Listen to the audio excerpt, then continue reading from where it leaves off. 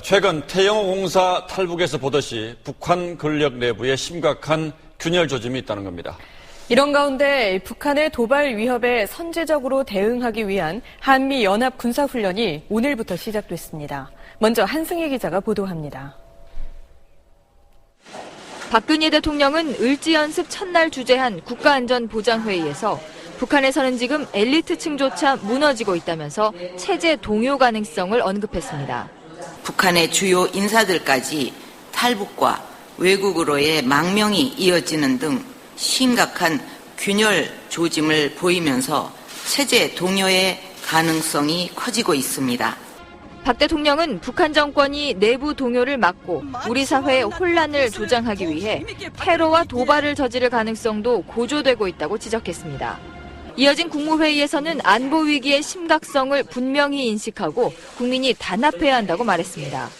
위기 상황을 앞에 두고 우리 내부의 분열과 반목이 지속되고 위기를 극복해내겠다는 국민적 의지마저 약화된다면 지금까지의 위대한 역사가 한순간에 물거품이 되고 국무위원들에게는 분열과 갈등을 부추기는 행동에 대한 단호한 대처를 주문했습니다. 북한의 잦은 도발 위협으로 경각심이 오히려 약해지는 현상에 경고음을 울린 것으로 풀이됩니다.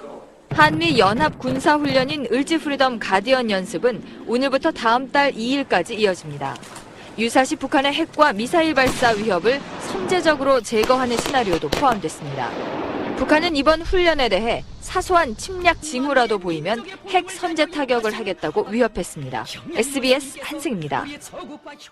이번 훈련을 앞두고 괌 공군 기지에 미군 전략 폭격기 세대가 사상 처음으로 동시에 투입됐습니다.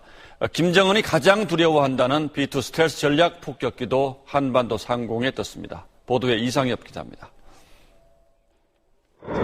하늘을 나는 요새란 별명을 가진 미군의 전략 폭격기 B-52입니다.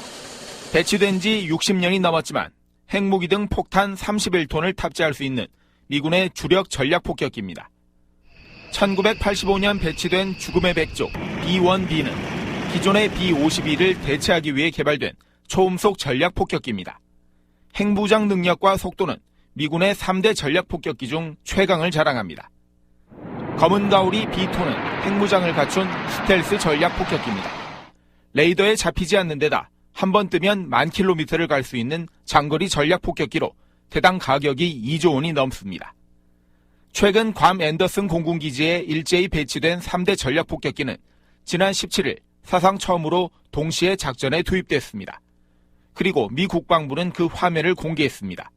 한미연합훈련이 시작되는 가운데 북한의 도발이 예상되기 때문에 경고의 메시지를 보내고 한반도와 남중국해 전반적으로 미국의 군사적인 주도권을 강화하기 위해서 이런 훈련을 하는 게 아닌가. 3대 전략 폭격기는 괌에서 한반도까지 3,200km 구간을 2-3시간 만에 날아올 수 있습니다. 북한이 가장 두려워하는 미군의 무력 수단인 셈입니다.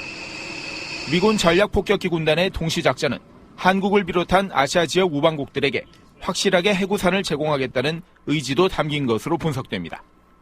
SBS 이상엽입니다. 박 대통령은 북한 김정은의 공포 정치로 북한 내부가 크게 흔들려 예측하기 힘든 상황으로 빠져들고 있다고 지적했습니다. 억압받는 주민을 넘어 엘리트층까지 흔들리는 상황을 북한 체제 붕괴 조짐과 연관시켰습니다. 최근에는 북한 엘리트층조차 무너지고 있고 심각한 균열 조짐을 보이면서 체제 동요의 가능성이 커지고 있습니다. 특히 북한이 내부 불만을 외부로 돌리기 위해 테러와 도발을 감행할 가능성도 커졌다고 말했습니다. 북한이 국면 전환을 위해 UFG 연습을 빌미로 도발할 가능성에 대해 만반의 대비태세를 갖추고 만일 물리적 도발을 일으킬 경우에는 철저하게 응징해야. 또 사드 배치를 놓고 북한이 남남 갈등을 획책하고 있다며 민관에 단합을 해치는 행위를 엄단하라고 지시했습니다. 위기 극복을 위한 모범으로 리우 올림픽에서 우리 선수들이 보여준 투혼을 예로 들었습니다. 젊은이들이 보여준 긍정의 에너지가 할 수 있다는 용기와 자긍심으로 이어져서 우리 사회 전반에 새로운 활력을 불어넣었으면 합니다. 박 대통령은 우리 내부의 분열과 반목이 계속되면 퇴보의 길로 접어들 수 있다며 패배 의식과 자기 비하에서 벗어나야 한다고 강조했습니다. MBC 뉴스 박성준입니다.